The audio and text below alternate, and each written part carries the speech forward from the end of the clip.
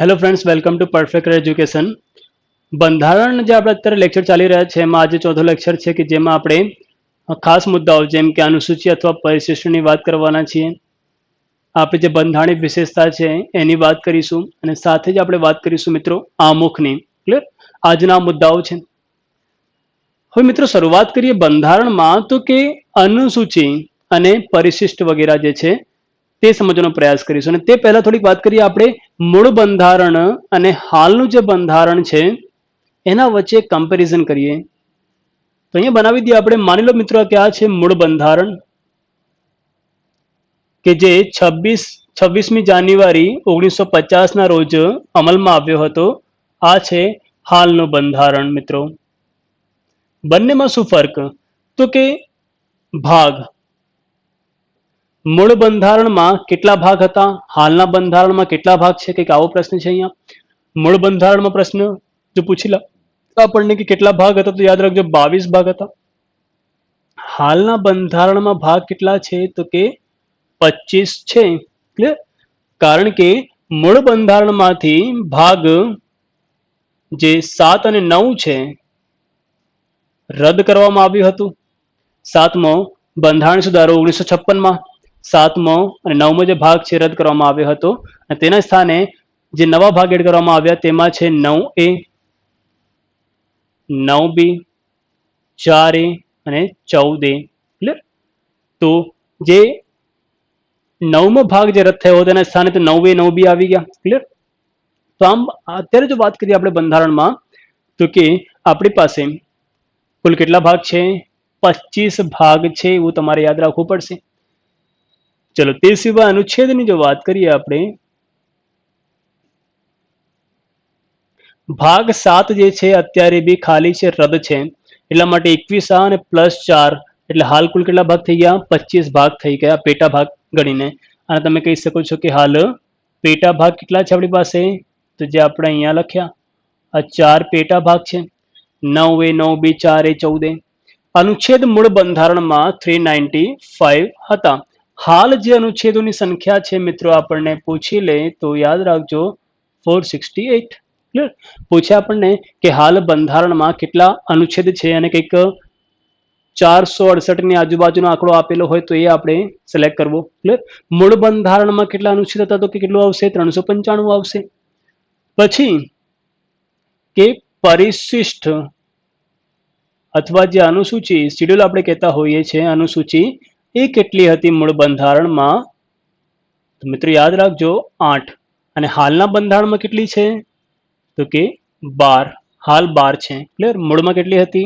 8 હતી. અનુસૂચિ અથવા પરિશિષ્ટની આ વાત છે. તે સિવાય મૂળભૂત અધિકારો. ઘણી વખત ક્લાસની એક્ઝામમાં આવો પ્રશ્ન પૂછાઈ જાય છે કે મૂળભૂત અધિકારો મૂળ બંધારણમાં કેટલા હતા? તો કે 7. હાલના બંધારણમાં કેટલા છે? તો કે 6. ઓકે. પછી મૂળભૂત ફરજો. મૂળભૂત ફરજો મૂળ બંધારણમાં કેટલી હતી? તો કે જોગવાઈ હતી નહીં. મૂળ બંધારણમાં એક પણ મૂળભૂત ફરજ હતી નહીં, એ પાછળથી ઉમેરવામાં આવી છે. હાલની સ્થિતિમાં 11 છે. ઓકે. પછી ભાષા, માન્ય ભાષા, બંધારણીય ભાષાઓ જે છે, માન્ય બંધારણીય ભાષાઓ મૂળ બંધારણમાં જે હતી એ હતી 14. હાલ કેટલી છે મિત્રો? 22. ક્લિયર? તો આ થોડીક વાત કરીએ આપણે બંધારણ નું કમ્પેરિઝન કે જ્યારે અમલમાં આવ્યું અને અત્યાર સુધી જે ફેરફાર આવ્યા છે તે. ઓકે. યાદ રાખજો એક્ઝામમાં આવી રીતના ડાયરેક્ટ પૂછાતું હોય છે કે મૂળ બંધારણમાં કેટલી માન્ય ભાષાઓ હતી? તો કે 14. હાલ બંધારણમાં કેટલી માન્ય ભાષાઓ છે, બંધારણીય ભાષાઓ છે? તો કે 22, જેની ચર્ચા આપણે સમયાંતરે કરીશું. અને પછી થોડીક બંધારણીય વિશેષતાઓની વાત કરીએ આપણે. આપણા બંધારણની વિશેષતા શું છે? તો નંબર 1 કે વિશ્વનું સૌથી લાંબુ લેખિત બંધારણ જો કોઈ દેશનું હોય તો એ ભારતનું છે. ક્લિયર? આપણે વાત કરી હતી પહેલા લેક્ચરમાં જ કે સૌથી લાંબુ લેખિત બંધારણ એ ભારત દેશનો છે. સૌપ્રથમ લેખિત બંધારણ તો અમેરિકાનું હતું. નંબર 2 એકલ નાગરિકત્વ. આપણા દેશમાં કેવું છે? એક જ નાગરિકતા છે. ક્લિયર? ગુજરાતના નાગરિક તરીકે આપણી પાસે આવી કોઈ નાગરિકતા હોતી નથી. આપણે બધા જ ભારતીય છીએ, ભારતના નાગરિક છીએ. પછી ધર્મ નિરપેક્ષ રાષ્ટ્ર છે, ક્લિયર, અથવા બિન સાંપ્રદાયિક દેશ છે આપણું.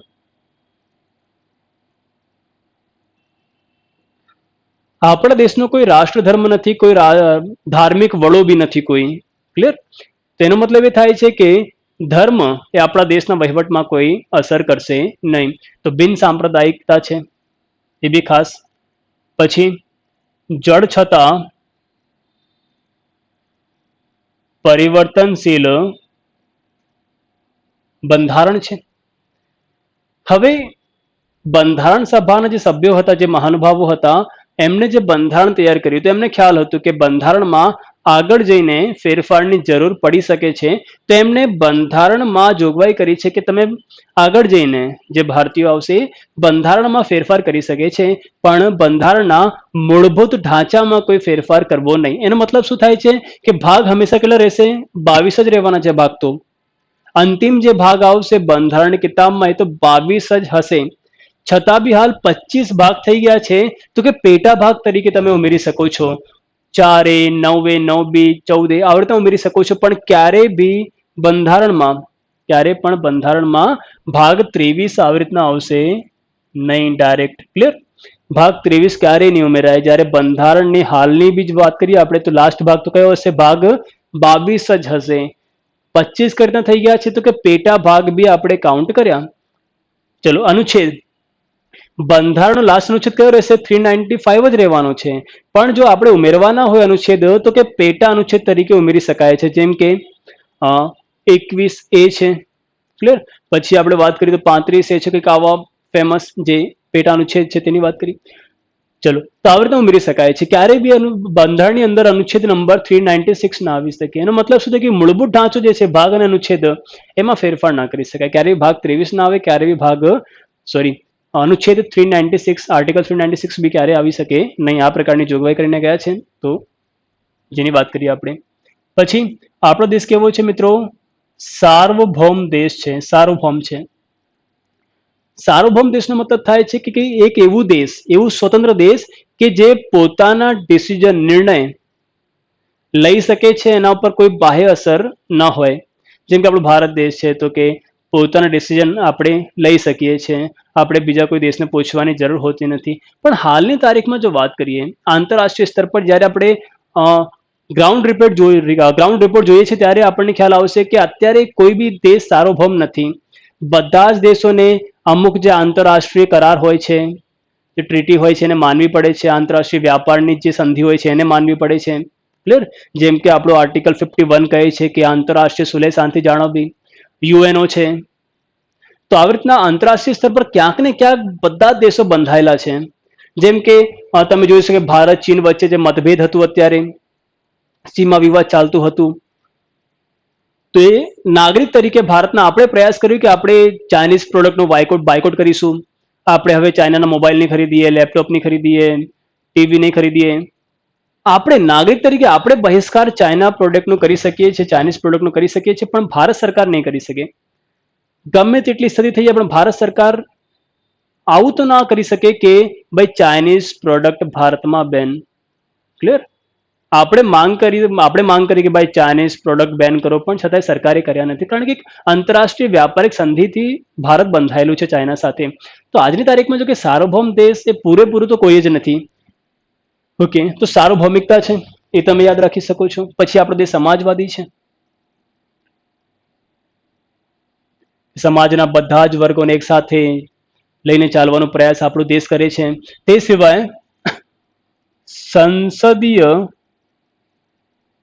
સંપ્રભુતા અને ન્યાયતંત્ર ની સર્વોપરિતા. આમાં શું હોય છે ડિસ્કસ કરીએ આપણે.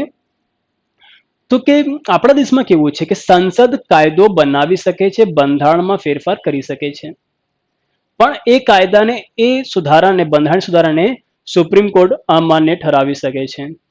તો આવી રીતના કાયદો ઘડવાની, કે બંધારણમાં સુધારો કરવાની બાબતમાં સંસદ પાસે તમામ સત્તાઓ છે, પણ તેમના ઉપર બી ન્યાયતંત્રની સર્વોપરિતા છે. ન્યાયતંત્રનું લાગે કે આ બંધારણીય જોગવાનું ઉલ્લંઘન છે તો કોઈ સુધારાને રદ બી કરી શકે છે, કોઈ કાયદાને સુપ્રીમ કોર્ટ રદ બી કરી શકે છે, ન્યાયતંત્ર રદ બી કરી શકે છે.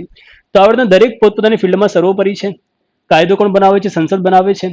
કાયદાનું રક્ષણ કોણ કરે છે? તો કે ન્યાયતંત્ર કરે છે. તો આવી રીતના ભારત એક દેશ. ચલો પછી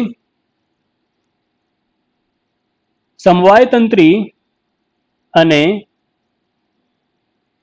એકીકૃત તંત્રી દેશ છે આપણું. બંને તંત્રનું મિશ્રણ છે. બંને તંત્રમાં શું હોય છે? તો સમવાયતંત્રીમાં શું હોય છે? સમવાયતંત્રમાં શું હોય છે? અથવા આવી રીતના લખીએ આપણે. સમવાયતંત્રમાં એવું હોય છે કે બંધારણની અંદર જ કેન્દ્ર અને રાજ્યો વચ્ચે સત્તાનું સ્પષ્ટ વિભાજન કરેલું હોય છે. ક્લિયર? શું હોય છે સમવાયતંત્રમાં? કે કેન્દ્ર અને રાજ્યો વચ્ચે જ સત્તાનું સ્પષ્ટ વિભાજન કરી દેવામાં આવે છે. જેમ કે 1935 નો કાયદો હતો આપણી પાસે, પ્રાંતીય સ્વરાજ ધારો, એમાં કરેલું હતું કે ભાઈ કેન્દ્ર યાદી, રાજ્ય યાદી, સંયુક્ત યાદી, અવશિષ્ટ યાદી. તો એ આવી રીતના આપણા દેશમાં બી જોગવાઈ છે, બંધારણમાં જોગવાઈ છે. એકીકૃત તંત્રમાં શું હોય છે કે બંધારણની જે તમામ સત્તાઓ છે એ એક જ સરકારને આપી દેવામાં આવે છે. જેમ કે માની લો કેન્દ્ર સરકારને આપી, ભારત સરકારને આપી. ખ્યાલ આવે છે બંને તંત્રમાં શું ફરક છે? તો ભારત જે છે એ બંને તંત્રનું તમે કહી શકો છો કે મિશ્રણ છે. એકીકૃત કેમ કહી શકાય? તો જેમ કે બંધારણમાં સુધારો છે એ ખાલી કેન્દ્ર જ કરી શકે છે, સંસદ જ કરી શકે છે, વિધાનસભા ના કરી શકે, રાજ્ય ના કરી શકે. નાગરિકતામાં કોઈ ફેરફાર કરવાનું હોય તો રાજ્ય ના કરી શકે. ખ્યાલ આવે છે? તો અમુક મુદ્દાઓ પર કેવું છે આપણું બંધારણ એ એકીકૃત તંત્ર સાથે જોડાયેલું છે અને સમવાયતંત્રી બી છે. અમુક વિષયો પર બંને કેન્દ્ર અને રાજ્ય સત્તાઓ કાયદામાં વહેંચણી કરવામાં આવેલી છે. ઓકે, તો આ થોડીક વિશેષતાની વાત કરીએ આપણે બંધારણની. ક્લિયર? આને યાદ રાખજો. અને હવે મિત્રો આપણે વાત કરીશું અનુસૂચિ અથવા પરિશિષ્ટ તરીકે જે ઓળખાય છે, શેડ્યુલ તરીકે જે ઓળખાય છે, વિસ્તારથી એની ચર્ચા કરીએ.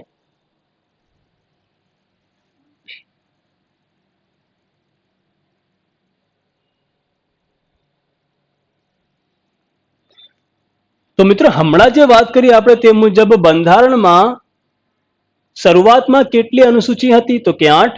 હાલ કેટલી છે? તો કે 12 છે. શરૂઆતમાં જે 8 હતી એના પહેલા જોઈ લઈએ આપણે. ટોપિક છે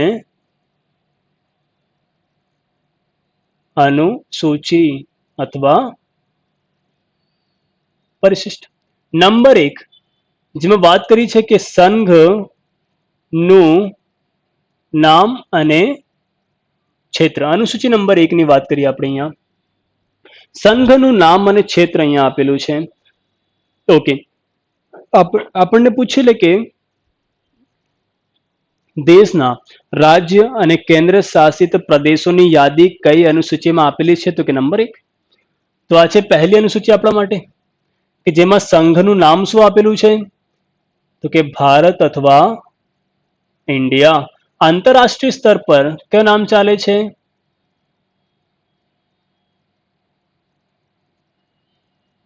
ઇન્ડિયા નામ ચાલે છે. ક્લિયર? હવે ક્ષેત્ર કેટલું છે ભારતનું? તો કે ભારત જે છે એ રાજ્યો અને કેન્દ્ર શાસિત પ્રદેશોથી બનેલું શું છે મિત્રો? સંઘ છે. ભારત શું છે? તો આપણો દેશ શું છે? તો કે રાજ્યો અને કેન્દ્ર શાસિત પ્રદેશોથી બનેલું એક સંઘ છે. કેટલા રાજ્યો છે આપણી પાસે હાલની સ્થિતિમાં? તો કે 28 રાજ્યો છે અને 8 શું છે આપણી પાસે? કેન્દ્ર શાસિત, શોર્ટમાં લખી લઈએ આપણે, કેન્દ્ર શાસિત પ્રદેશો છે મિત્રો, જેની વાત આપણે આગળ બંધારણમાં કરીશું કે કયા કયા રાજ્યો છે, કયા રાજ્ય ક્યારે બન્યા, કયા કયા કેન્દ્ર શાસિત પ્રદેશો છે. ચિંતાનો કોઈ વિષય નથી, એને આપણે બાકી રાખીશું. તો આ છે પહેલી અનુસૂચિ કે જેમાં દેશના નામ અને દેશના વિસ્તારની વાત કરવામાં આવેલી છે. કે આવો પ્રશ્ન પૂછે તો અનુસૂચિ નંબર 1 આન્સર આવશે. નંબર 2 બીજી જે અનુસૂચિ છે મિત્રો એમાં વાત કરી છે કે બંધારણીય પદો જે છે એમને પગાર. ક્લિયર? આપણને પૂછી લે કે બંધારણીય પદોના પગારની જોગવાઈ કઈ અનુસૂચિમાં છે મિત્રો? તો યાદ રાખજો બીજી અનુસૂચિ નંબર 3, જેમાં વાત કરી છે બંધારણીય પદોની શપથની જોગવાઈ, જેમ કે આપણે વાત કરીએ પગાર અને શપથ, પહેલા બીજી અનુસૂચિમાં શું આપેલી છે? પગાર. ત્રીજી અનુસૂચિમાં શપથ આપેલી છે. કોની? બંધારણીય પદોની. બંધારણીય પદો એટલે રાષ્ટ્રપતિ, ઉપરાષ્ટ્રપતિ, પછી વાત કરીએ આપણે તો કે લોકસભાના સભ્ય, રાજ્યસભાના સભ્ય, વિધાનસભાના સભ્ય, રાજ્યપાલ છે, મુખ્યમંત્રી છે, વડાપ્રધાન છે, મંત્રીઓ છે, આ તમામ. ક્લિયર? એક્સેટ્રા. આગળ આવશે બંધારણીય પદો, એમની વાત કરીશું આપણે. તો જેટલા બી પદો આપણે ભણીશું બંધારણમાં, એ બધા બંધારણીય પદો તરીકે ઓળખાય છે. એમની પગાર અનુસૂચિ 2 માં, એમની શપથ અનુસૂચિ 3 માં. અનુસૂચિ નંબર 4, તો કે રાજ્યસભામાં મિત્રો રાજ્યોની સીટોની શું આપેલી છે? વહેંચણી. રાજ્યસભા શું છે તો એક વિસ્તારથી આ મુદ્દો આપણે ક્યારેક સમજીશું જ્યારે આવશે ભાગ 5 માં. ત્યારે રાજ્યસભામાં કયા રાજ્યની કેટલી સીટ હશે એવી યાદી આપણને ક્યાં જોવા મળે છે? તો કે અનુસૂચિ નંબર 4 માં જોવા મળે છે. બસ આટલું અત્યારે યાદ રાખો. અત્યારે શું યાદ રાખવાનું છે? કે જોગવાઈ કઈ અનુસૂચિમાં છે. ક્લિયર? બાકી આ વસ્તુ શું છે આપણે ધીમે ધીમે સમજીશું આગળ. અનુસૂચિ નંબર 5 કે અનુસૂચિત જાતિ, જેને આપણે શોર્ટમાં શું કહેતા હોઈએ છીએ? એસસી, શિડ્યુલ્ડ કાસ્ટ, અને અનુસૂચિત જનજાતિ, શિડ્યુલ ટ્રાઇબ્સ વિસ્તારોનું વહીવટ. પૂછી લે મિત્રો આપણને કે કઈ અનુસૂચિમાં આપેલું છે અથવા કઈ અનુસૂચિ મુજબ થાય છે? તો કે છઠ્ઠી અનુસૂચિ, સોરી પાંચમી અનુસૂચિ. છઠ્ઠીમાં શું આપેલું છે? નંબર 6. તેમાં વાત કરી છે કે આસામ, 4 રાજ્યોની વાત છે. આસામ, ત્રિપુરા, મેઘાલય અને જે રાજ્ય છે આપણી પાસે છે મિઝોરમ. તો આસામ, મેઘાલય, ત્રિપુરા અને મિઝોરમ જેવા રાજ્યોનું વહીવટ એ અનુસૂચિ 6 માં આપણને આપેલું છે. મિઝોરમ રાજ્યોનો વહીવટ. પૂછેલા આપણને કઈ અનુસૂચિ મુજબ થાય છે અથવા કઈ અનુસૂચિમાં આપેલું છે? તો કે નંબર 6. તો આ પહેલી 6 અનુસૂચિ થઈ ગઈ છે. 7મી અનુસૂચિની વાત કરીએ હવે આપણે. તો 7મી અનુસૂચિ છે યાદીઓનું વિષય, જેની વાત આપણે કરી હતી કે યાદીઓનું વિષય આપણે કયા દેશમાંથી લાવ્યા? તો મિત્રો ઓસ્ટ્રેલિયામાંથી લાવ્યા. ક્લિયર? ઓસ્ટ્રેલિયામાંથી આપણે લાવ્યા યાદીઓનું વિષય. હવે યાદી શું હોય છે ને આપણે થોડુંક સમજી લઈએ. તો કે યાદી 3 પ્રકારની હોય છે. એક સંઘ અથવા કેન્દ્ર યાદી, નંબર 2 રાજ્ય યાદી, નંબર 3 સંયુક્ત અથવા સમવર્તી યાદી, જેનો ઉલ્લેખ 1935 નો જે પ્રાંતીય સ્વરાજ ધારો હતો તે મુજબ એમાં થયેલું હતું. તો યાદીઓના વિષય દ્વારા કેન્દ્ર અને રાજ્યો વચ્ચે સત્તાનું સ્પષ્ટ વિભાજન કરવામાં આવેલું હોય છે. ચોથું બી આવે છે અવશિષ્ટ યાદી. ચલો વાત કરીએ આપણે કેન્દ્ર યાદી અથવા સંઘ યાદી કોને કહીશું? કે જે યાદી આપેલી છે, એક લિસ્ટ આપેલી છે અહીંયા કે જેમાં અલગ અલગ વિષય લખેલા છે. એ વિષય પર કાયદો કોણ બનાવી શકે? જેમ કે રેલવે છે, નાગરિકતા છે, ચૂંટણી છે, બીમા છે, બેંક છે, પોસ્ટ છે, યુપીએસસી છે, ચલણ છે, એક્સેટ્રા વગેરે. એના ઉપર કાયદો કોણ બનાવી શકે છે? તો કે કેન્દ્ર સરકાર બનાવી શકશે. કેમ? કારણ કે એ બધા કેન્દ્ર યાદીના વિષય છે. તો યાદ રાખજો સત્તાની દૃષ્ટિએ અલગ પડે છે કે અહીંયા સત્તા કોની પાસે હશે? કેન્દ્ર સરકાર પાસે પૂરેપૂરું કંટ્રોલ હશે. આવા કુલ 97 વિષયો હતા, જે હાલ વધીને કેટલા થઈ ગયા છે? હાલ 100 વિષયો છે આ યાદીમાં.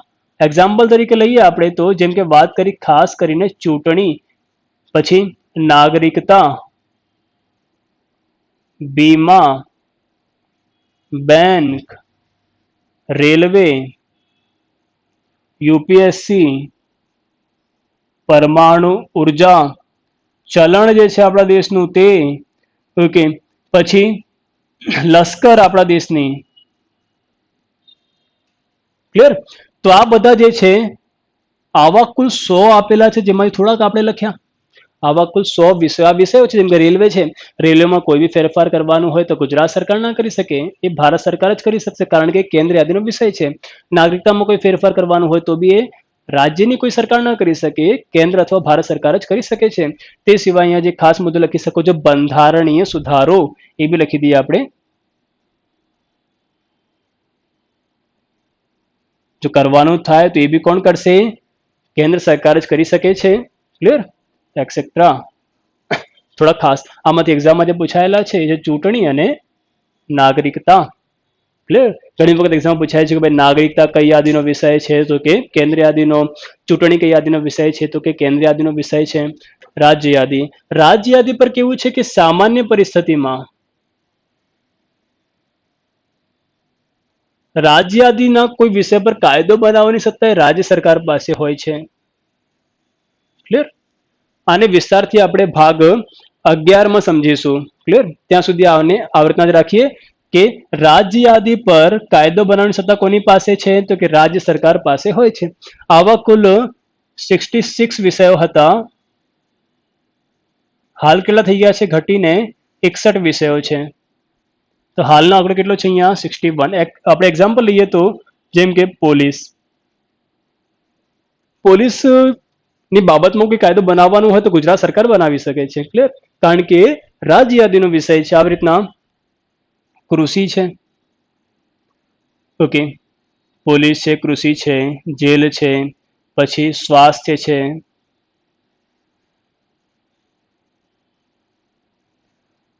ઓકે, તો પોલીસની વાત કરી, કૃષિ છે, જેલ છે, સ્વાસ્થ્ય છે. આ થોડાક એવા વિષયો થઈ ગયા કે જે રાજ્ય યાદીમાં આવે છે, માટે રાજ્ય સરકાર જ એમનામાં કાયદો ઘડી શકે છે. ઓકે, બાજુમાં જે સંયુક્ત અથવા સમવર્તી યાદી, અહીંયા કેવું છે કે સત્તા બંને પાસે છે, કેન્દ્ર અથવા રાજ્ય સરકાર કોઈ પણ કાયદો બનાવી શકે છે. કેન્દ્ર સરકાર બનાવે તો બી ચાલે, રાજ્ય સરકાર પાસે બી સત્તા છે. આમાં કુલ 47 વિષયો હતા. આંકડો બી પૂછાય છે એક્ઝામ, એટલે યાદ રાખવું. હાલ 62 વિષયો છે આની અંદર, સોરી 52, 5 વધી ગયા છે. તો 52 વિષયો છે હાલની તારીખમાં. એક્ઝામ્પલ તરીકે લઈએ આપણે તો શિક્ષણ છે, ફોજદારી કાયદો વગેરે જે છે તે કઈ યાદીમાં આવી ગયા છે, તો કે સંયુક્ત અથવા સમવર્તી યાદીમાં છે. ઓકે, હવે ચોથી જે યાદી આવે છે અવશિષ્ટ યાદી, કે જેમાં કાયદો બનાવવાની સત્તા એક કેન્દ્ર સરકાર પાસે સુરક્ષિત રાખવામાં આવેલી છે. જો કોઈ વિષયનું આ 3 યાદીમાં સમાવેશ ન થયો હોય તો એને ચોથી યાદીમાં સ્થાન આપી દેવામાં આવે છે, જેમ કે સાયબર. ક્લિયર? એ અવશિષ્ટ યાદીનો વિષય છે, તો કેન્દ્ર સરકાર એના ઉપર કાયદો ઘડી શકે છે. ઓકે, તો આ વાત કરી મિત્રો પહેલી 7 યાદીઓની, સોરી પહેલી 7 અનુસૂચિઓની. ક્લિયર? પહેલી 7 પૂરી થઈ ગઈ છે. હવે આપણે વાત કરીએ કે 8મી અનુસૂચિ કઈ હતી.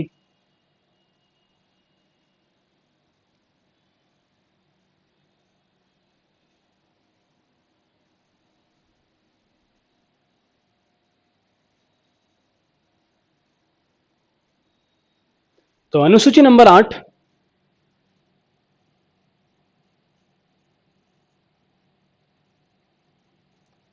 જેમાં વાત કરી છે કે ભાઈ રાજભાષા અથવા બંધારણીય ભાષાની મિત્રો વાત કરી છે. આ જે ભાષાઓ છે એની આપણે અગાઉ વાત કરી કે બંધારણમાં શરૂઆતમાં કુલ 14 માન્ય ભાષાઓ હતી. તો એ 14 માન્ય ભાષાઓ કઈ કઈ હતી એની વાત કરીએ. 14 માન્ય ભાષાઓ કઈ કઈ હતી? લખીએ આપણે કે હિન્દી, ઉર્દુ, સંસ્કૃત, આસામી, કાશ્મીરી, પંજાબી, ગુજરાતી, મરાઠી છે, બંગાળી છે આપણી પાસે. ચલો પછી આપણે વાત કરીએ તો તમિલ છે, તેલુગુ છે, મલયાલમ છે, કન્નડ છે, પછી ઉડિયા છે. ઓકે, ગણી લે આપણે કેટલી થઈ ગઈ? 4 4 4 2, 14 આ 14 માન્ય ભાષાઓ બંધારણની શરૂઆતમાં આપણી પાસે હતી. ઓકે, અહીંયા થોડોક એવો પ્રશ્ન પૂછાઈ શકે છે મિત્રો કે મલયાલમ ભાષા જે છે ક્યાં બોલાય છે, કન્નડ ભાષા ક્યાં બોલાય છે. તો મલયાલમ ભાષા ક્યાં બોલાય છે, થોડી યુનિક પડે છે, તો યાદ રાખજો આ બોલાય છે કેરળ ખાતે. કન્નડ ભાષા ક્યાં બોલાય છે, તો કે કર્ણાટક ખાતે. ઉડિયા ભાષા ક્યાં બોલાય છે, તો કે ઓડિશા ખાતે. તેલુગુ ભાષા ક્યાં બોલાય છે, તો કે આંધ્રપ્રદેશ અને તેલંગાણા. ક્લિયર. પછી પૂછે આપણને કે તમિલ ભાષા ક્યાં બોલાય છે, તમિલનાડુમાં. બંગાળી ક્યાં બોલાય છે, પશ્ચિમ બંગાળમાં. મરાઠી ક્યાં બોલાય છે, મહારાષ્ટ્રમાં. ગુજરાતી ગુજરાત. તો આ તો બધું આપણને ખ્યાલ છે જ. સંસ્કૃત એક એવી ભાષા છે કે જે ક્યાંય બોલાતી નથી છતાં બી છે આપણી માન્ય ભાષા. એક સમયે આપણા દેશમાં આપણે ઇતિહાસમાં વાત કરીશું અથવા કરી હશે ક્યારેક કે ગુપ્ત કાળ હતું, શકછત્રપ કાળ હતું, ત્યારે સંસ્કૃત ભાષાનો જે વિકાસ થયું છે સમયાંતરે લુપ્ત થઈ ગઈ છે ભાષા. જો કે અત્યારે ખાલી આપણી સ્કૂલ વગેરેમાં ભણવામાં આવે છે. ઓકે, 14 માન્ય ભાષાઓ હતી. 15મી જે ભાષા આવી છે એ કઈ હતી મિત્રો? સિંધી. 15મી જે ભાષા એડ થઈ બંધારણમાં એ હતી સિંધી. હવે પ્રશ્ન એવું પૂછાશે કે સિંધી જે 15મી માન્ય ભાષા છે એ કયા સુધારા દ્વારા બંધારણમાં ઉમેરવામાં આવી? કારણ કે બંધારણમાં કઈ વસ્તુ ઉમેરવામાં આવે છે, ખાસ કરીને આ જે ભાષા વગેરે જે છે એમની પાછળ એક સુધારો હોય છે. તો સિંધી જે ઉમેરવામાં આવી એની પાછળ એક સુધારો હતો. કયા નંબરનો હતો? 21મો બંધારણીય સુધારો. ક્યારે થઈ ગયો? 1967માં.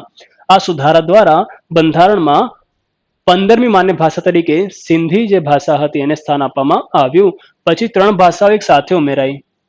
16 થી લઈને તમે કહી શકો છો કે 16, 17, 18 આ 3 ભાષાઓ એક સાથે ઉમેરવામાં આવી હતી. કઈ કઈ? તો કમીને યાદ રાખો. કમીને ક થી કોંકણી, મ થી મણિપુરી, ને થી નેપાલી. તો આમ કમીને યાદ રાખો. હવે 3 ભાષાઓ જે ઉમેરાઈ એની પાછળ સુધારો કયો હતો? યાદ રાખજો 71મો બંધારણીય સુધારો જે 1991માં થઈ ગયો છે. તો કોંકણી છે, મણિપુરી છે, નેપાલી છે, આ જે 3 ભાષાઓ છે એ ઉમેરવામાં આવી. સુધારો આપણે જોઈ ગયા 1992માં. તો ઓકે, હવે આગળ વાત કરીએ આપણે તો કોંકણી ભાષા ક્યાં બોલાય છે? આવો પ્રશ્ન આપણને પૂછેલો એક્ઝામમાં કે ભાઈ કોંકણી ક્યાં બોલાય છે? તો યાદ રાખવું પડશે ગોવા. મણિપુરી તો મણિપુરમાં. નેપાલી તો કે બિહાર અને નેપાળનું જે બોર્ડર લાગે છે, ઉત્તર પ્રદેશ નેપાળનું જે બોર્ડર લાગે છે ત્યાં નેપાળમાં તો બોલાય છે નેપાલી. ઓકે, પછી જે 4 ભાષાઓ હતી એક સાથે ઉમેરવામાં આવી હતી 19 થી લઈને 22મી. એટલે આપણે કહી શકીએ કે હાલ બંધારણમાં કુલ 22 માન્ય ભાષાઓ છે. કઈ કઈ હતી? તો કે બોડો હતી, પછી ડોંગરી હતી, મેથાલી છે અથવા પછી સંથાલી છે. તો આ 4 ભાષાઓ એડ કરવામાં આવી. આ કયો સુધારો હતો? 92મો બંધારણીય સુધારો જે થઈ ગયો છે 2003. એટલે 2003 પછીથી આપણી પાસે 22 માન્ય ભાષાઓ રહી. ક્લિયર? ઓકે, એમાં ખાસ કરીને યાદ રાખો ડોંગરી. બાકી બધી ભાષાઓ થોડી પ્રાદેશિક ભાષાઓ છે. ડોંગરી તમે યાદ રાખો ક્યાં બોલાય છે? જમ્મુ કાશ્મીર. કારણ કે જમ્મુ કાશ્મીરનું જ્યારે ભારતમાં વિલીનીકરણ થયું ત્યારે જે એના શાસક હતા મહારાજા હરિસિંહ એ ડોંગરી વંશના હતા, એટલે ડોંગરી ત્યાં બોલાય. તો આ થઈ ગઈ 8 અનુસૂચિ આપણી પાસે કે જે બંધારણની શરૂઆતમાં બી આપણી પાસે હતી. પણ અત્યારે 12 અનુસૂચિઓ છે, મતલબ 4 પાછળથી ઉમેરવામાં આવી. 9મી અનુસૂચિ જેમાં થોડાક કાયદાઓ જે છે એની વાત કરવામાં આવી છે કે કયા કાયદાઓ કાયદેસર રહેશે. તો અમુક અધિનિયમોની કાયદેસરતા અંગે લખી શકાય કે અમુક અધિનિયમોની કાયદેસરતા. આની કંઈક વાત આપણે સમજી લઈએ આને. હવે 8 તો અનુસૂચિ શરૂઆતથી હતી, આ 9મી પાછળથી આવી છે. પાછળથી આવી છે મતલબ સુધારો હશે જ. આની પાછળ સુધારો કયો છે? તો પ્રથમ કયો છે? પ્રથમ બંધારણીય સુધારો 1951 મુજબ બંધારણમાં અનુસૂચિ નંબર 9 ઉમેરવામાં આવી. શું છે અનુસૂચિ? તો કે આમાં કુલ 284 કાયદાઓ છે, અધિનિયમો છે. કેવું છે આમાં કે આ અનુસૂચિમાં જે કાયદાઓ છે એમને અદાલતમાં પડકારી ન શકાય. મતલબ લખી શકાય કે આ અનુસૂચિ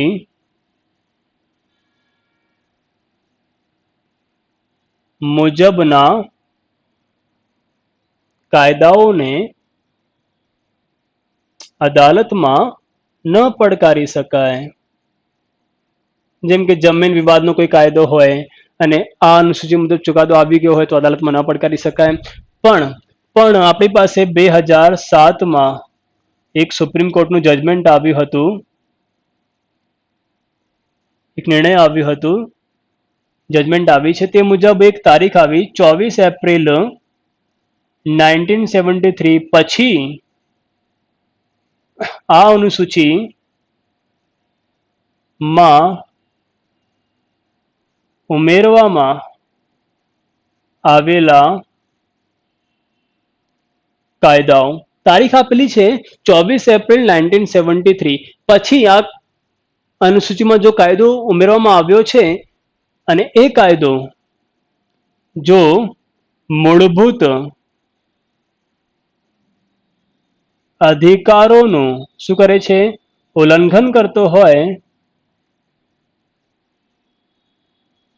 તો અદાલતમાં તેને પડકારી શકાય. શું વાત કરી છે અહીંયા કે આમ તો આ જે અનુસૂચિ નંબર 9 છે એની અંદર જે કાયદાકીય જોગવાઈ છે એને અદાલતમાં ન પડકારી શકાય. પણ એક જજમેન્ટ હતું 2007માં સુપ્રીમ કોર્ટનું, તે મુજબ 24 એપ્રિલ 1973 પછી આ કાયદામાં આ જે અનુસૂચિ છે એમાં કોઈ કાયદો ઉમેરવામાં આવેલો હોય અને એ કાયદો જો મૂળભૂત અધિકારોનું ઉલ્લંઘન કરતું હોય તો અદાલતમાં પડકારી શકાય. ઓકે, અનુસૂચિ નંબર 10 એમાં વાત કરી છે પક્ષ પલટા વિરોધી કાયદો, પક્ષાંતર ધારો બી કહેવાય છે આને. મિત્રો આ જે કાયદો છે કયા સુધારા દ્વારા ઉમેરવામાં આવ્યો, આ જે અનુસૂચિ છે 10 તો એ હતી 52મો બંધારણીય સુધારો 1985માં થયો. તે મુજબ અનુસૂચિ નંબર 10 ઉમેરવામાં આવી. હવે આ થોડુંક રાજકારણથી જોડાયેલો કાયદો છે એટલા માટે તે સમયે સરકાર કોની હતી એ બી આપણને ખ્યાલ હોવો જોઈએ. સરકાર કોની હતી? તો કે રાજીવ ગાંધીની સરકાર આ સમય હતી.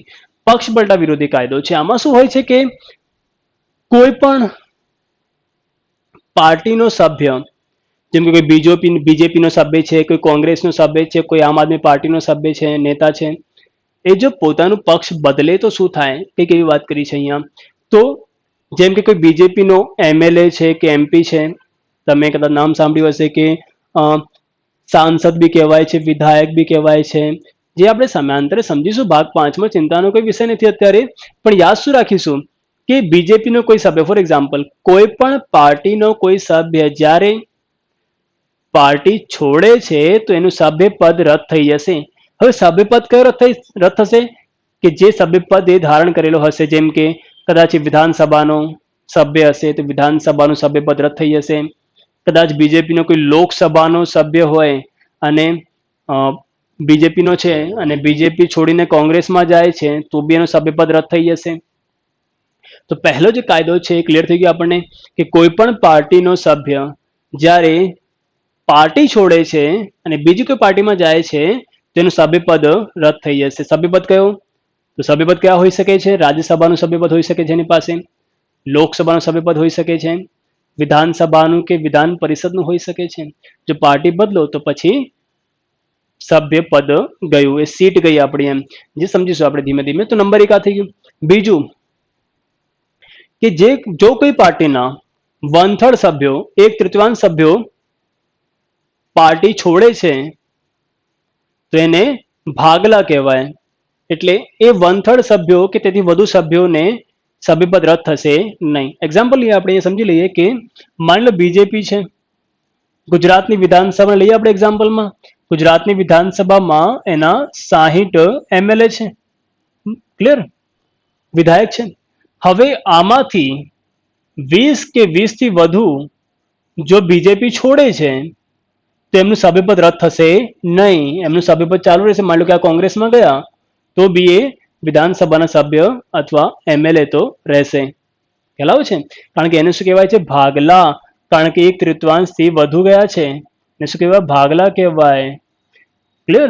મતલબ 1/3 કે 1/3 થી વધુ જો પાર્ટી છોડે છે અને બીજી કોઈ પાર્ટીમાં જાય છે તો ચાલે, એ નવી પાર્ટી બનાવે તો બી ચાલે. પણ 1/3 થી ઓછા જો પાર્ટી છોડે છે તો એનું સભ્યપદ રદ થઈ જશે. કહેવાનો મતલબ એ છે કોઈ પાર્ટીના 1/3 કે તેથી વધુ સભ્યો જો પાર્ટી છોડે છે તેને ભાગલા કહેવાય. એટલા માટે આવા સભ્યોનું સભ્યપદ રદ થશે નહીં. એ વિધાનસભાના સભ્ય છે તો વિધાનસભાના સભ્ય રહેશે જ. ક્લિયર? નવી પાર્ટી પોતાની બનાવી શકે છે.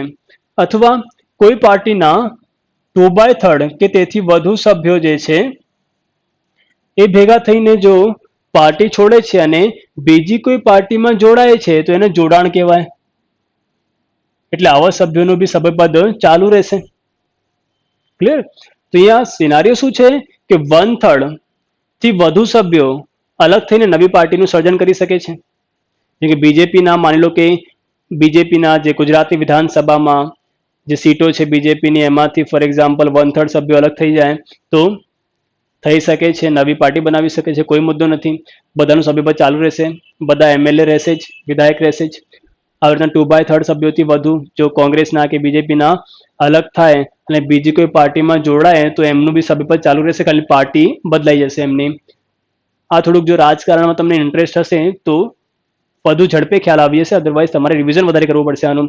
તે સિવાય જ્યારે ઇલેક્શન આવે છે ત્યારે કોઈ વ્યક્તિ અથવા સભ્ય અપક્ષ ઉમેદવાર તરીકે જીતે છે, મતલબ કોઈ બી પાર્ટીનો હોતો નથી. જેમ કે ફોર એક્ઝામ્પલ ગુજરાત વિધાનસભાના ઇલેક્શન આવે અને એમાં આપણે અપક્ષ ઉમેદવાર તરીકે ઉમેદવારી નોંધાવીએ અને જો આપણે જીતી જઈએ તો આપણે કહેવાઈએ અપક્ષ ઉમેદવાર.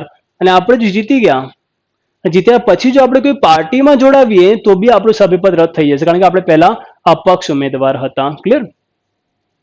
તે સિવાય રાષ્ટ્રપતિ કે રાજ્યપાલ દ્વારા જે નિમણૂક પામેલા સભ્યો હોય છે એ 6 માસની અંદર બીજી કોઈ પાર્ટીમાં જોડાય તો એમનું બી સભ્યપદ રદ થઈ જશે. તો અહીંયા વાત શું કરી છે? આ લોકોએ સભ્યપદ ની વાત કરી છે કે કયા સંજોગમાં સભ્યપદ કોઈ પાર્ટીના સભ્યનું રદ થઈ શકે છે. ઓકે, હવે આજે આપણે વાત કરી, આ જે નિયમો આપણે જોયા, આ જે કાયદાઓ આપણે જોયા, તે અંગેનો અંતિમ નિર્ણય ગૃહના અધ્યક્ષનો હોય છે. જેમ કે ગુજરાત વિધાનસભાની અંદર કોઈ મિસ્ટર એક્સ છે આપણા MLA, એમના ઉપર જો પક્ષપલટા વિરોધી કાયદો લાગતો હોય તો તે અંગેનો અંતિમ નિર્ણય વિધાનસભાના અધ્યક્ષનો રહેશે. આવી રીતના લોકસભામાં કોઈ સભ્ય પર જો પક્ષાંતર ધારો અમલમાં આવતો હોય તો અંતિમ નિર્ણય કોનો હશે? લોકસભાના અધ્યક્ષ અથવા સ્પીકરનો રહેશે. રાજ્યસભામાં કોનું રહેશે? રાજ્યસભાના અધ્યક્ષના. મતલબ જે અધ્યક્ષ હોય છે એમનો નિર્ણય અંતિમ માનવામાં આવે છે આ પક્ષાંતર ધારામાં. ક્લિયર? આ માહિતી તમે અહીંયા લખી શકો છો નોટબુકની અંદર, જે આપણે ઓરલી વાત કરી. ઓકે, 11મી જે અનુસૂચિ છે તેમાં જઈએ હવે. અને પછી યાદ રાખજો કે 1992માં સુપ્રીમ કોર્ટનું જજમેન્ટ જે આવ્યું છે તે મુજબ પક્ષપલટા વિરોધી કાયદાની જે જોગવાઈઓ છે એમને અદાલતમાં પડકારી શકાય છે કે કયા સંજોગમાં પાર્ટી છોડીને શું છે બધું કરી શકાય. તો યાદ રાખજો, પક્ષાંતર ધારો જે આપણે કરી ગયા એમાં થોડોક સિનારીઓ જોયા આપણે કે તમે જે પાર્ટી જે ચુનાવ ચિહ્નની નીચે ચુનાવ લડો છો અને જીતો છો, જેમ કે આપણે કમળ કે પંજાની નીચે ચુનાવ લડ્યા હોઈએ અને જીતી ગયા હોઈએ અને પછી તમે જો પાર્ટી ચિહ્ન ચેન્જ કરો અથવા પાર્ટી ચેન્જ કરો છો તમારું શું થશે? એમાં આપણે વાત કરી કે સભ્યપદ રદ થઈ જશે. પણ 1/3 સભ્યોથી વધારે ભેગા થઈને કોઈ પાર્ટી છોડતા હોય તો પછી એને ભાગલા કહેવાય, બધાનું સભ્યપદ ચાલુ રહેશે. 2/3 સભ્યોથી વધુ ભેગા થઈને જો પાર્ટી છોડે છે તો એને જોડાણ કહેવાય, એ બીજી પાર્ટીમાં જોડાઈ શકે છે, બધાનું જે સભ્યપદ ચાલુ રહેશે. તે પછી અપક્ષ ઉમેદવાર ચૂંટણી જીત્યા પછી જો કોઈ પક્ષમાં જોડાય તો એનું સભ્યપદ રદ થઈ જશે. રાષ્ટ્રપતિ કે રાજ્યપાલ વગેરે જે છે એમના દ્વારા નિમણૂક પામેલા સભ્યો જે હોય છે એ 6 માસની અંદર બીજી કોઈ પાર્ટીમાં જોડાય તો એમનું સભ્યપદ રદ થઈ જશે. સભ્યપદ રદ થવા પાછળ અંતિમ નિર્ણય લોકસભાના સ્પીકરનો હોય છે અથવા લોકસભાના અધ્યક્ષનો હોય છે. રાજ્યસભામાં રાજ્યસભાના અધ્યક્ષનો હોય છે. ક્લિયર? અને 1992 સુપ્રીમ કોર્ટના જજમેન્ટ મુજબ આ જે પક્ષપલટા વિરોધી કાયદાની જોગવાઈઓ છે એમને અદાલતમાં પડકારી શકાય છે. આ થઈ ગઈ સંપૂર્ણ માહિતી. હવે અનુસૂચિ નંબર 11 તરફ જઈએ, જેમાં વાત કરી છે પંચાયતી રાજ. સૌથી પહેલા એ જ કે 11મી અનુસૂચિ કયા સુધારા દ્વારા ઉમેરવામાં આવી તો છે 73મો 73મો બંધારણીય સુધારો. ક્યારે થઈ ગયો છે મિત્રો? તો કે 1992. અમલમાં ક્યારે આવ્યો આ સુધારો? તો કે તારીખ છે 24 એપ્રિલ 1993. 24 એપ્રિલને પંચાયતી રાજ દિવસ બી કહેવાય છે. પંચાયતી રાજ જે છે એ આગળ જો વાત કરીએ આપણે 73મો જે સુધારો થયો છે તે મુજબ ભાગ ઓકે 9 ઉમેરવામાં આવ્યો હતો. ક્લિયર? આ જે સુધારો છે 73માં બંધારણીય સુધારો તે મુજબ અનુસૂચિ 11 તો ઉમેરવામાં આવી, તે સાથે જ ભાગ 9 પણ ઉમેરવામાં આવ્યો હતો. ક્લિયર? આ ભાગ 9 અને અનુસૂચિ 11 આ બંને વસ્તુઓ 73માં બંધારણ સુધારા દ્વારા જ ઉમેરવામાં આવેલી હતી. ક્લિયર? નરસિંહ રાવની સરકાર હતી, પ્રધાનમંત્રી તે સમય હતા, જે આપણે આગળ વાત કરીશું પંચાયતી રાજની વિસ્તારથી. ભાગ 9 માં આવશે થોડું. ઓકે, પછી પંચાયતી રાજમાં આ અનુસૂચિ મુજબ જો વાત કરીએ આપણે તો 29 વિષયો પર શું કર્યું છે આ લોકોએ? પંચાયતી રાજને શું આપી છે? સત્તા. 29 વિષયો એવા આપેલા છે યાદીમાં કે જેના પર પંચાયતી રાજ કાયદો બનાવી શકે છે. અનુસૂચિ નંબર 12 એ છે કે નગરપાલિકા અથવા શહેરી સ્થાનિક સંસ્થાઓ.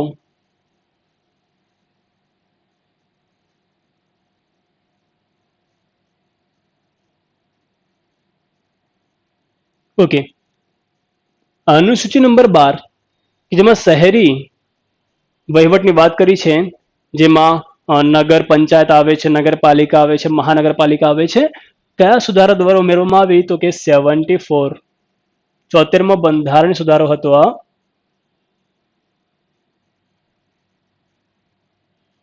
1992માં થયો છે, જે દ્વારા ભાગ 9 એ પણ ઉમેરવામાં આવ્યો હતો. ક્લિયર? બંને માટે એક સુધારો આવશે 74. અમલ ક્યારે આવ્યો આનું? તો કે 1 જૂન 1993. ક્લિયર? સુધારો ક્યારે થયો, અમલમાં ક્યારે આવ્યો, બંને વર્ષ અલગ અલગ છે તો યાદ રાખજો. અને પછી આ અનુસૂચિ દ્વારા શહેરી સ્થાનિક સંસ્થાઓને 18 વિષયો પર શું મળી છે? સત્તા. કાયદો બનાવવાની સત્તા 18 વિષયો એમને આપી દીધા છે કે જેના ઉપર એક કાયદો બનાવી શકે છે, વહીવટ ચલાવી શકે છે. તો આ છે મિત્રો બંધારણની 12 અનુસૂચિ, જેમાં આપણે વાત કરી કે શરૂઆતમાં 8 કઈ હતી, પછી 12 અનુસૂચિની વાત કરી કે કઈ ક્યારે કયા સુધારા દ્વારા ઉમેરવામાં આવી છે. હવે જે વાત કરવાની છે આપણે, મતલબ હવે બે જ વસ્તુ બાકી છે બંધારણમાં, એક આમુખ અને એક ભાગ. ક્લિયર? આમુખની વાત કરી લઈએ આજે, અને પછી કાલથી આપણે 22 ભાગ, જે હાલ 25 ભાગ થઈ ગયા છે, બધાની જ વિસ્તારથી વાત કરીશું. સૌથી પહેલા વાત કરીએ મિત્રો આજે આમુખની.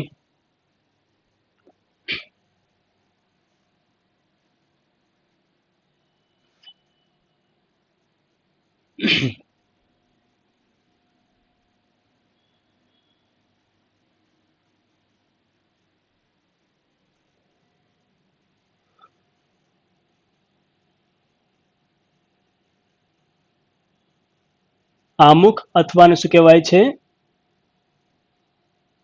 પ્રસ્તાવના. ઓકે, સૌથી પહેલા જે પ્રશ્ન પૂછાઈ શકે છે એક્ઝામમાં કે ભારત દેશના, આપણા દેશના બંધારણની શરૂઆત શાનાથી થાય છે? યાદ રાખજો, આમુખથી થાય છે.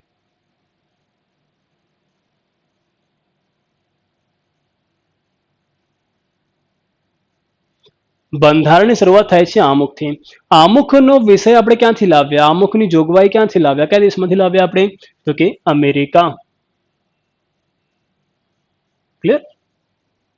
ભારત હોય કે અમેરિકા હોય, બંને દેશોના બંધારણની શરૂઆત કે આમુખની શરૂઆત એ વી ધ પીપલ ઓફ થી થાય છે. ક્લિયર? આપણા દેશમાં કેવું છે કે વી ધ પીપલ ઓફ ઇન્ડિયા.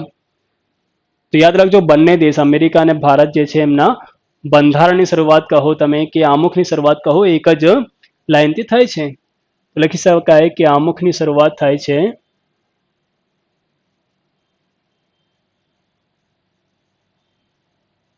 અમે ભારતના લોકો. અમુક જે છે એ એક પેરેગ્રાફમાં છે, એક પેરેગ્રાફ છે. પહેલા આપણે એને વાંચી લઈએ તો આપણને ખ્યાલ આવશે કે આમુખ ખરેખર છે શું. ચલો આમુખને વાંચી લઈએ, તમને બી ખ્યાલ આવશે કે આમુખ ખરેખર શું છે અને શું ભણવાનું છે આ ટોપિકની અંદર. તો આપણે વાંચી લઈએ આમુખને પુસ્તકમાંથી. તો કે આમુખ એક પેરેગ્રાફ છે, એક સેન્ટેન્સ છે, જેને હું અત્યારે વાંચી લઉં. એક જ વાક્ય છે મતલબ આની અંદર કે અમે ભારતના લોકો ભારતને એક સાર્વભૌમ, સમાજવાદી, બિનસાંપ્રદાયિક, લોકતંત્રાત્મક, પ્રજાસત્તાક તરીકે સંસ્થાપિત કરવાનો. શું વાત કરી છે અહીંયા? ફરીથી વાંચી લઈએ આપણે કે અમે ભારતના લોકો ભારતને એક સાર્વભૌમ, સમાજવાદી, બિનસાંપ્રદાયિક, લોકતંત્રાત્મક, પ્રજાસત્તાક તરીકે સંસ્થાપિત કરવાનું. મતલબ ભારત દેશની વાત કરી છે. ભારત દેશ કેવો હોવો જોઈએ. ક્લિયર? તો આપણે લખતા બીજી સાથે સાથે સાઈડમાં અહીંયા કેવા દેશની વાત કરી છે અહીંયા કે કેવો દેશ બનાવવા જઈ રહ્યા છે અમે કે એક સાર્વભૌમ, સમાજવાદી, બિનસાંપ્રદાયિક,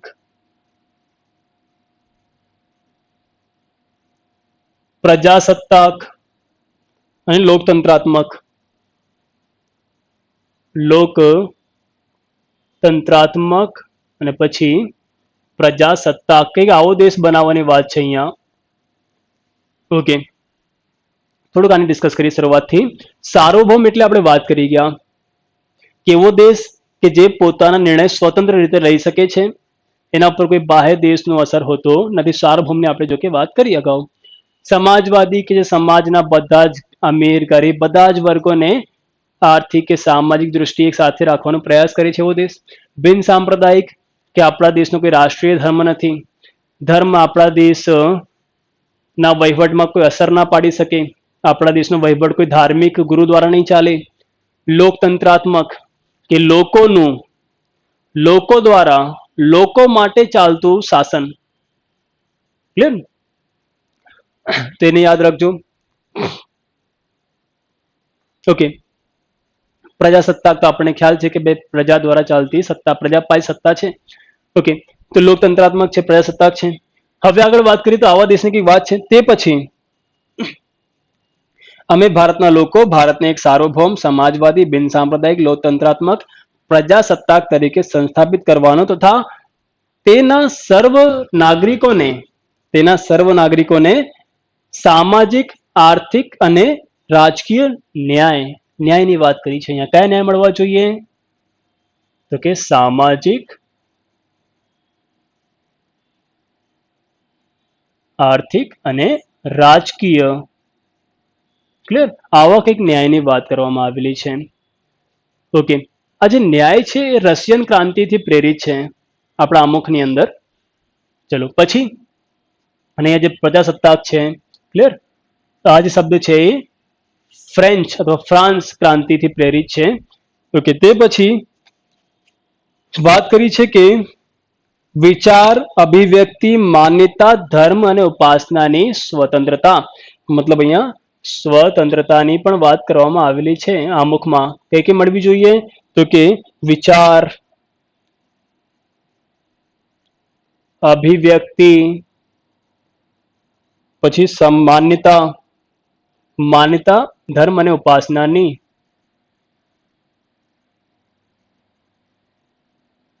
ક્લિયર? આવી સ્વતંત્રતાની વાત કરવામાં આવેલી છે. પછી દરજ્જો અને તકની સમાનતા. સમાનતા બી મળવી જોઈએ. કઈ? તો કે દરજ્જો અને તક. તો આવી રીતના આમુખ જે આપણે વાંચી રહ્યા છીએ એમાં થોડાક કંઈક આવા દેશની વાત કરી છે, આવા ન્યાયની વાત કરી છે, સ્વતંત્રતા કઈ મળશે, સમાનતા કઈ મળવી જોઈએ નાગરિકોને, કંઈક આવી વાત કરી છે. તો આપણે વાંચી લઈએ હવે. અમે ભારતના લોકો ભારતને એક સાર્વભૌમ સમાજવાદી બિન સાંપ્રદાયિક લોકતંત્રાત્મક પ્રજાસત્તાક તરીકે સંસ્થાપિત કરવાનો તથા તેના સર્વ નાગરિકોને સામાજિક આર્થિક અને રાજકીય ન્યાય, વિચાર અભિવ્યક્તિ, માન્યતા, ધર્મ અને ઉપાસનાની સ્વતંત્રતા, ધર્મ અને ઉપાસનાની સ્વતંત્રતા, પછી કે દરજ્જો અને તકની સમાનતા પ્રાપ્ત થાય તેમ કરવાનું અને તેઓ સર્વમાં વ્યક્તિનું ગૌરવ અને રાષ્ટ્રની એકતા અને અખંડિતતા સુદૃઢ કરે એવી બંધુતા વિકસાવવાનો ગંભીરતાપૂર્વક સંકલ્પ કરીને અમારી સંવિધાન સભા 26 નવેમ્બર 1949 ના રોજ આથી આ સંવિધાન અપનાવી તેને અધિનિયમિત કરી અમને પોતાને અર્પિત કરીએ છીએ. મતલબ અહીંયા જે બંધારણ સભા હતી એનું બંધારણ લખવા પાછળ, તૈયાર કરવા પાછળ શું લક્ષ્ય હતું, શું ધ્યેય હતું, શું મોટો હતું, એ કંઈક આપણને અહીંયા દેખાઈ આવે છે આમુખમાં. અથવા દેશનું જે બંધારણ છે એની જોગવાઈઓનું અર્થઘટન કરીને થશે તો કે આમુખ મુજબ કરવામાં આવશે. એટલે ઓકે, તો થોડીક આપણે વાત કરી. હવે પાછા આવીએ આમુખ પર. તો કે આમુખ જે છે એ બંધારણને સમજવાની ચાબી છે.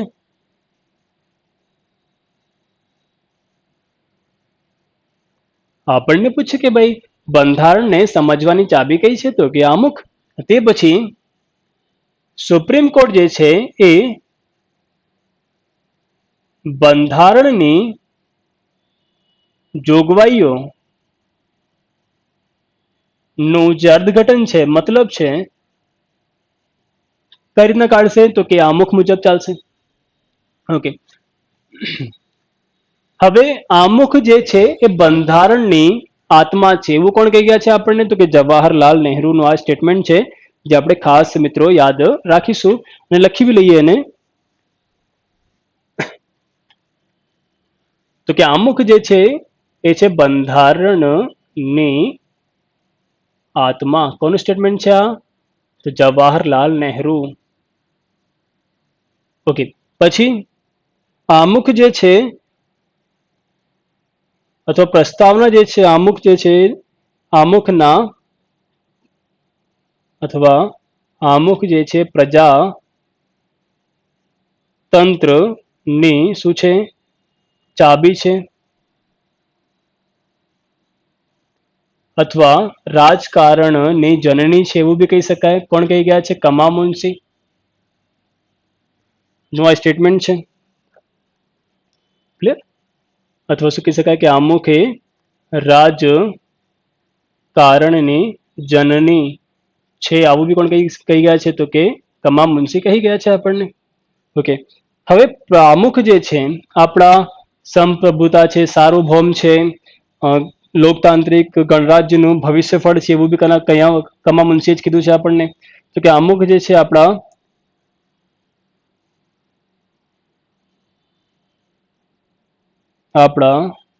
સંપ્રભુ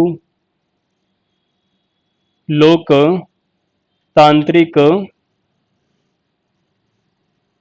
ગણરાજ્યનું શું છે? ભવિષ્ય ફળ. કોણ કહી ગયા છે આવું? પણ કન્હૈયાલાલ માણેકલાલ મુનશી કહી ગયા છે. શોર્ટમાં આપણે એમને કમા મુનશી તરીકે ઓળખીએ છીએ. આગળ જો વાત કરીએ તો ઓકે, ચલો હવે જે વાત કરવાની છે કે આમુખનો થોડોક ઇતિહાસ જોઈ લઈએ આપણે કે આમુખનો ઇતિહાસ કેવો રહ્યો છે ભારતમાં. તો આપણે વાત કરી હતી બંધારણ સભાની ત્રીજી બેઠક 13 ડિસેમ્બર 1946 કે જ્યારે જવાહરલાલ નહેરુ દ્વારા બંધારણ સભામાં ઉદ્દેશ્ય પ્રસ્તાવ રજૂ કરવામાં આવ્યો હતો. એ જ ઉદ્દેશ્ય પ્રસ્તાવ પર કામ થયું. ક્લિયર? અને આપણે વાત કરી કે 114 દિવસ સુધી બેઠકો થઈ અને પછી તૈયાર થયું આમુખ. તો આપણને પૂછી લે કે ઉદ્દેશ્ય પ્રસ્તાવનું જે માળખું છે કોણે તૈયાર કર્યું, તો BN રાવ. આવી રીતના જ આમુખનું જે માળખું છે કોણે તૈયાર કર્યું છે, BN રાવ. તો લખી લઈએ આપણે આમુખનું માળખું. ઇતિહાસની આપણે જો કે વાત કરી ગયા હતા અગાઉ. તો આમુખનું માળખું કોણે તૈયાર કર્યું છે, તો સલાહકાર, બંધારણીય સલાહકાર જે હતા BN રાવ દ્વારા તૈયાર કરવામાં આવ્યું છે. આમુખની ડિઝાઇન, જો કે આવી વાત આપણે કરી ગયા છીએ, તો આમુખની ડિઝાઇન કોણે કરી છે, કોણ આવશે મિત્રો, તો નામ છે બેઓહલ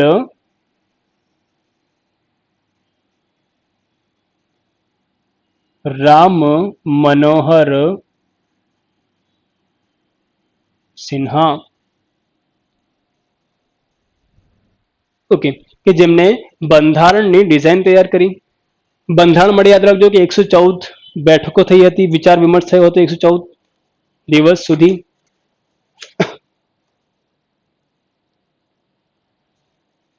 ચલો હવે મિત્રો જે આમુખ છે આપણી પાસે, એ આમુખમાં થોડા કેસ એવા છે કે જેમની સુપ્રીમ કોર્ટની જજમેન્ટ ખાસ થઈ જાય છે. તો વાત કરીએ આપણે બેરુબાડી કેસ 1960.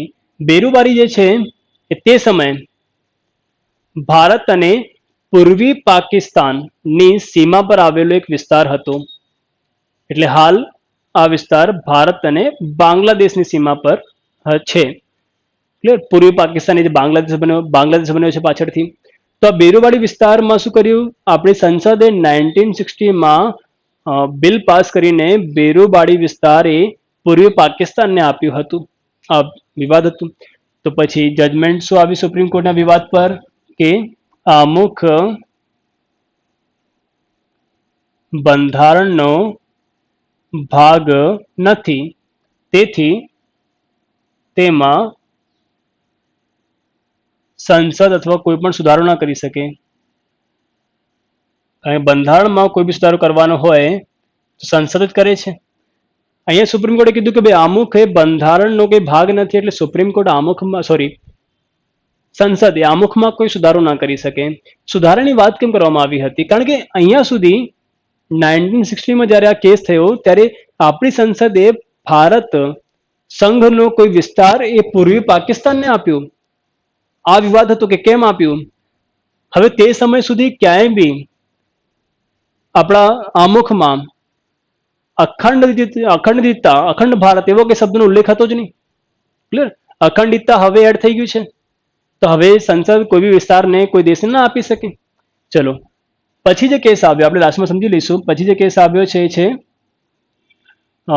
કેશવાનંદ ભારતી, જે આપણા કામનું છે, Keshavananda Bharati versus state of Kerala અથવા કેરળ રાજ્ય 1973. આ કેસમાં સુપ્રીમ કોર્ટની જજમેન્ટ શું આવી, કે અહીંયા થોડીક ધાર્મિક માંગ હતી. તો કે આમુખ બંધારણનો ભાગ છે, તેથી સંસદ તેમાં સુધારો કરી શકે. હવે મતલબ સુપ્રીમ કોર્ટે માન્યું કે ભાઈ આમુખ એ બંધારણનો જ ભાગ છે. હવે જો બંધારણનો ભાગ સાબિત થઈ ગયું છે, જજમેન્ટ આવી ગયું છે, સંસદ પાસે બંધારણમાં સુધાર કરવાની સત્તાઓ પહેલાથી હતી જ. હવે આમુખ પણ બંધારણનો ભાગ છે, તો પછી આમુખમાં પણ સંસદ સુધારો કરી શકે છે. થયો. આમુખ પર અત્યાર સુધી એક માત્ર સુધારો થયો છે. આમુખ પર અત્યાર સુધી એક માત્ર સુધારો થયો છે. કયો છે? એ છે 42મો બંધારણીય સુધારો 1976. આ જે 42મો સુધારો છે એને મિની બંધારણ બી કહેવાય છે. મિત્રો યાદ રાખજો, ઘણા બધા ફેરફાર સુધારા દ્વારા આવ્યા હતા બંધારણમાં. આપણને એક્ઝામ પૂછાય છે કે ભાઈ આમુખ પર અત્યાર સુધી કેટલી વખત સુધારા થયા છે, તો યાદ રાખજો કે એક જ વખત સુધારો થયો છે, એક માત્ર સુધારો થયો છે. ક્યારે? 1976માં. કયા નંબરનો હતો, તો કે 42મો હતો. શું થયા સુધારા દ્વારા, તો કે આમુખમાં 3 શબ્દો ઉમેરાયા. એક સમાજવાદી, સમાજવાદી શબ્દનો પહેલાથી ઉલ્લેખ હતો ને આ પાછળથી એડ થયો છે 1976માં. પછી બિન સાંપ્રદાયિકતા,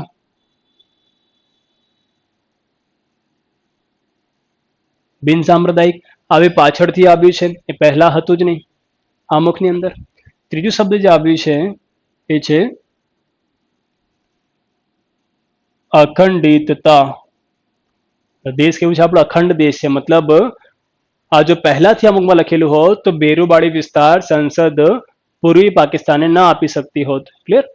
હવે અખંડિતતા લખેલું છે અને સુપ્રીમ કોર્ટ પોતાની જજમેન્ટ છે બંધારણની જોગવાઈને લાગતી એ આમુખના થ્રુ આપતી હોય છે, કારણ કે આમુખમાં કંઈક એવી વાત છે કે બંધારણનું અમલ કઈ રીતના આવવું જોઈએ, બંધારણની જે અનુચ્છેદો છે એમનું અમલ કઈ રીતના આવવું જોઈએ, એમની પાછળ સેન્ટિમેન્ટ્સ કયા, ભાવનાઓ કઈ હોવી જોઈએ, ક્લિયર?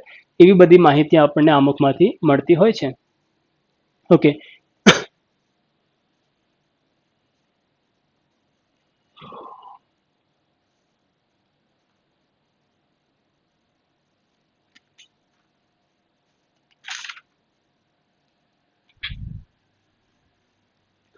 તો અહીંયા વાત કરી મિત્રો આપણે કે આમુખ કેમ જરૂરી છે. તો કે આમુખ મુજબ સુપ્રીમ કોર્ટ બંધારણની જોગવાઈઓનું અર્થઘટન કરે છે. ઓકે, આપણે જે બંધારણ સભાના સભ્યો હતા એમની લાગણીઓ, એમની ભાવનાઓ બંધારણ ઘડવા પાછળ શું હતી, એ કયા સેન્ટિમેન્ટ્સના આધારે, કયા ભાવનાઓ આધારે બંધારણનો અમલ જોઈતા હતા. તો આપણે જેમ વાત કરી કે ભાઈ આવું આવું દેશ હોવું જોઈએ, કે ભાઈ સાર્વભૌમ સમાજવાદી આવું થવું જોઈએ. સમાજવાદી અને બિન સાંપ્રદાયિકતા જે છે પાછળથી ઉમેરવામાં આવી છે. ક્લિયર? અને પ્રજાસત્તાકની જે આપણે વાત કરી તો એ ફ્રેન્ચ ક્રાંતિ થી પ્રેરિત છે. આપણા બંધારણની અંદર ન્યાયની જે વાત થઈ છે રશિયન ક્રાંતિથી પ્રેરિત છે. અને આમુખ આપણે ક્યાંથી લાવ્યા? તો કે અમેરિકામાંથી લાવ્યા. આમુખનો વિકાસ છે, આમુખની જોગવાઈ જે છે તે પછી આમુખને સમજવાની ભાષા આપણે ઓસ્ટ્રેલિયામાંથી લાવ્યા હતા, તે આપણે અગાઉ લખી ગયા છીએ. તો આ છે મિત્રો આજના ટોપિક કે જેમાં આપણે વાત કરી. કયા કયા ટોપિકની વાત કરી છે? એક તો કે બંધારણનું કમ્પેરિઝન કર્યું આપણે, કે મૂળ બંધારણ અને હાલનું બંધારણ શું હતું, એમાં ફેરફાર જો આવ્યા છે તેની વાત કરી. બંધારણની વિશેષતાઓની વાત કરી. પછી અનુસૂચિ જે 12 છે આપણી પાસે એની માહિતી મેળવી. તે પછી આપણે વાત કરી કે આમુખ અથવા પ્રસ્તાવના થી જોડાયેલા જે પ્રશ્નો આપણને એક્ઝામમાં પૂછી શકે છે એ અહીં આપણે જોઈ ગયા છીએ. ઠીક છે મિત્રો, તો આની સાથે આજનો લેક્ચર જે છે આપણો પૂરો થાય છે. કાલથી અથવા આવતા લેક્ચરથી આપણે ભાગ 1 ની શરૂઆત કરીશું અને પછી આવી રીતના જે ભાગ છે ત્યારે કુલ 25 ભાગ છે એમને આપણે સમયાંતરે જોઈ લઈશું.